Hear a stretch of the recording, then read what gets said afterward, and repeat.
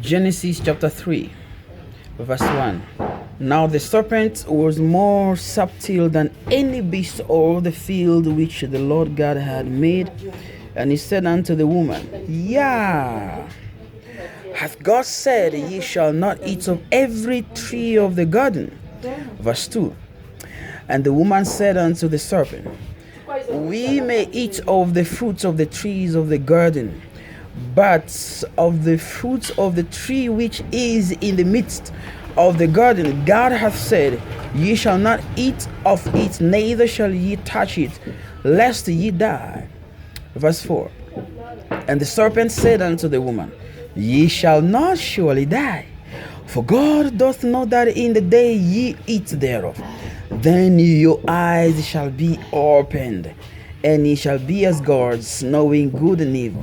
Verse 6. And when the woman saw that the tree was good for food, and that it was pleasant to the eyes, and a tree to be desired to make one wise, she took of the fruits thereof, and did eat, and gave also unto her husband with her, and he did eat. Verse 7.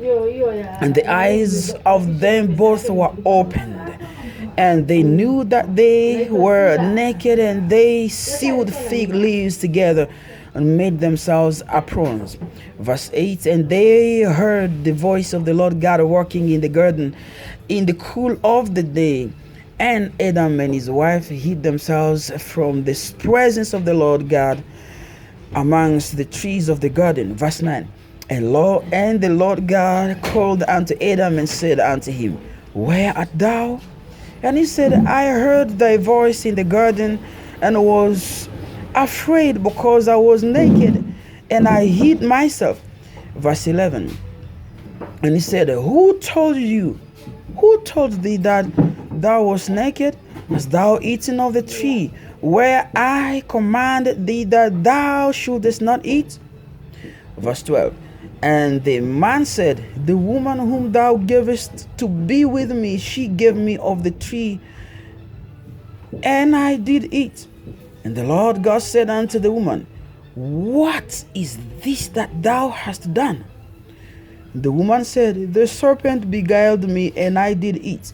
The Lord God said unto the serpent, Because thou hast done this, thou art cursed above all cattle, and above every beast of the field. Upon thy belly shalt thou go, and dust shalt thou eat all the days of thy life. Verse 15. And I will punish, and I will put enmity between thee and the woman, and between thy seed and her seed. It shall bruise thy head, and thou shalt bruise his heel.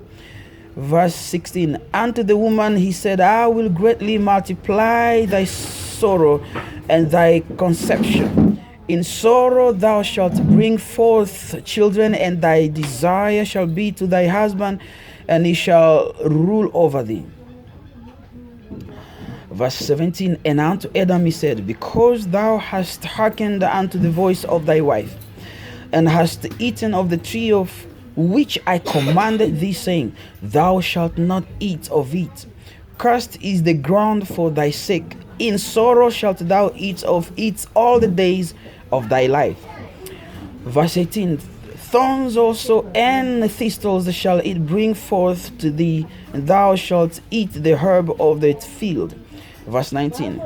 In the sweat of thy face shalt thou eat bread, till thou return unto the ground, for out of it was thou taken.